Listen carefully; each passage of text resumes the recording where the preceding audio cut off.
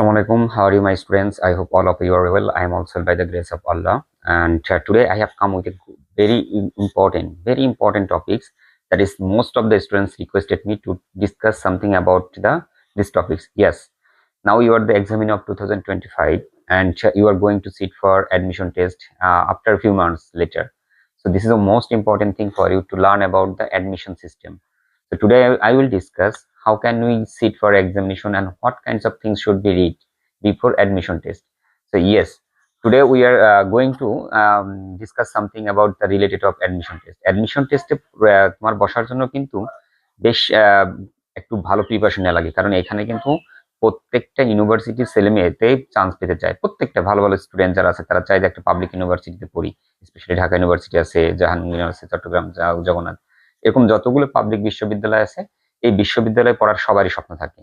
সেই স্বপ্ন পূরণ করতে হলে কিন্তু আমাদেরকে ঘুমিয়ে ঘুমিয়ে স্বপ্ন দেখতে হবে না, আমাদের জেগে জেগে স্বপ্ন দেখতে হবে। অর্থাৎ বাস্তবায়নের ক্ষেত্রে আমাকে কিন্তু 100% দিতে হবে।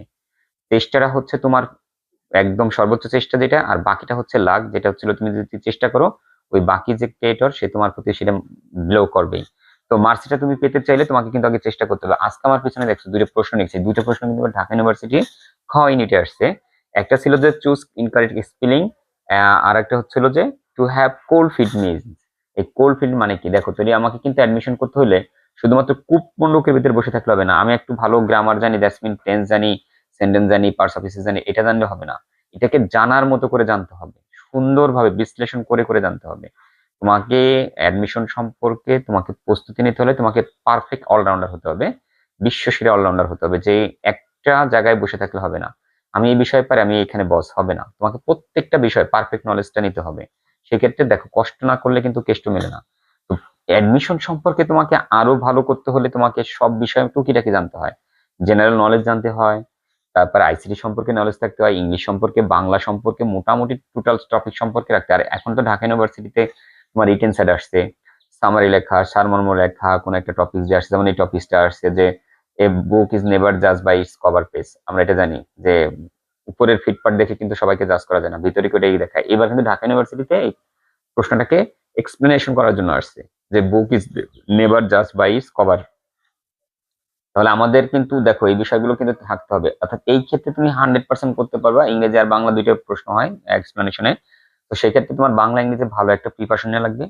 সেক্ষেত্রে আমি তোমাদের সাজেস্ট করবো যে 9-10 যে বাংলা ব্যাকরণ বইটা ছিল, ব্যাকরণ বইটা একটু ভালো করে দেখবা। তোমাদের টেক্সটটা তো অবশ্যই দেখতে হবে। পারফেক্ট নলেজ, যেটা তোমার ভিতরে যদি ড্রিমটাকে গ্রো করতে পারো, আমি চান্স পাবোই ইনশাল্লাহ, আমি যে কোনো ভাবে এখানে চান্স পেতে হবে। ওই যে তোমার ভিতরে ডিটারমিনেশনটা, ওইটাই কিন্তু তোমাকে ফোর্স করবে পড়ালেখার জন্য, অন্য কেউ বলবে না। সেই স্বপ্নটাকে নিজের ভিতরে ভালো করে গ্রথিত করো। ইংলিশের জন্য অনেক ডিসকাশন, আমি জাস্ট আজকে কয়েকটা টপিকস নিয়ে আলোচনা করব, এবং আশা করি তোমাদের ফিডব্যাক যদি ভালো পাই, যদি কেউ ইন্টারেস্টেড থাকে যে স্যার এই বিষয়ে আলো আলোচনা করেন, তাহলে আমি সামনে হয়তো ক্লাসে আরো ভালো দেওয়ার চেষ্টা করব। তো এইখানে কিন্তু দেখো আমার পিছনে যে আছে চুজ ইনকারেক্ট স্পেলিং, অর্থাৎ স্পেলিংটাও কিন্তু আসে। যেমন আমরা অনেক টেকনিকের মাধ্যমে শিখছি, আমরা যখন প্রিপারেশন নিচ্ছি, যেমন লেফটেন্যান্ট বানানটা কিন্তু কঠিন। মিথ্যা তুমি 10 পিঁপড়া, এরকম দিয়ে আমরা করছি। দেখো লেফটেন্যান্ট, মিথ্যা, মিথ্যা তুমি 10 পিঁপড়া, পিঁপড়া, মিথ্যা তুমি 10 পিঁপড়া, তুমি মিথ্যা। মিথ্যা ইংরেজি কি? লাই। তুমি, ইউ, 10 এন্ড, এই করে যখন মিলাবা, দেখো এখানে কিন্তু তোমার লেফটেন্যান্ট বানান হয়ে যাবে।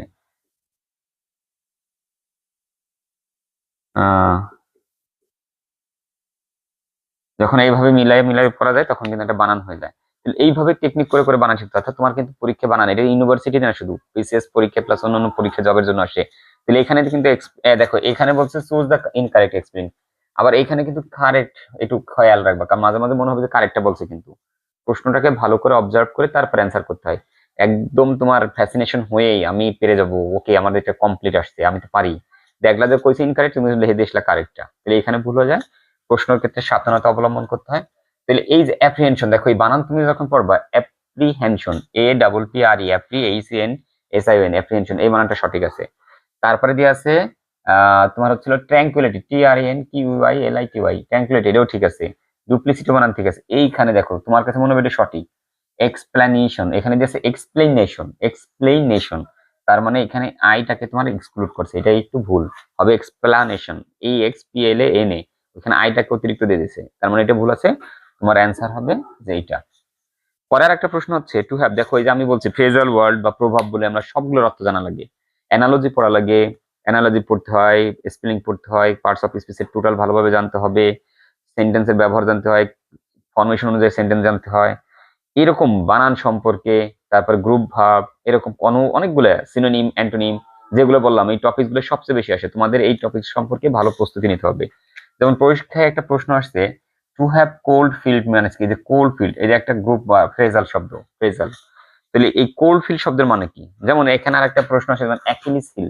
অ্যাকিলিস হিল মানে কি? অ্যাকিলিস একটা ব্যক্তি, একটা ক্যারেক্টার, এই হিল মানে তার গোড়ালি। তো এই অ্যাকিলিসের হিল গুলা কি অ্যাকিলিকের গোড়ালিকে বোঝাবে? জি না, এটা দ্বারা একটা আলাদা স্পেশাল একটা বিষয় বোঝানো হচ্ছে, ওইটা তোমাদের মাথায় রাখতে হবে। তো এইটা যেমন হচ্ছিল দেখো কোল্ড ফিল্ড এর মানে হচ্ছে, কোল্ড ফিল্ড এর মানে হচ্ছে কি টু ফিল কোল্ড মানে ঠান্ডা অনুভব করা, টু বিকাম বিজি ব্যস্ততা হওয়া, টু ডিসএগ্রি আমার সাথে অমত করা, না টু বিকাম নার্ভাস নাকি তোমার বিচলিত হওয়া।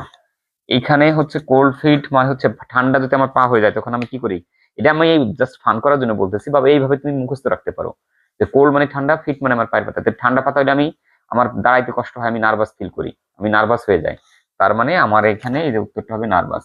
এটা একটা টেকনিক বললাম যে এইভাবে করে করে আমরা গ্রুপ ভার্ব আর ফ্রেজাল ভার্ব করতে পারি। আর জেনারেল নলেজের জন্য তোমার কারেন্ট অ্যাফেয়ার্স, তারপর একটা বই বিগত সালের যে প্রশ্নগুলো আছে এগুলো এক্সপ্লেনেশন করে করে পড়া, যদি এইভাবে প্রস্তুতি নিতে পারো তাহলে কিন্তু মোটামুটি একটা ভালো প্রিপারেশন হবে এবং ইউনিভার্সিটি দেবে। তোমাদের একটা ভাস্ট প্রিপারেশন নিতে হবে। সো এই বিষয়ে তোমাদের রিকোয়েস্টের কারণে আজকের এই ক্লাসটা করা হলো। আশা করি পরবর্তীতে তোমাদের রিকোয়েস্ট থাকলে আমি ইংলিশ নিয়ে একটু আলোচনা করব, প্রশ্ন দিয়ে দিয়ে তোমাদের যদি আমি আগ্রহ দেখি। তাহলে আজকে এই পর্যন্ত, সবাই ভালো থেকো, সুস্থ থেকো, আল্লাহ হাফেজ।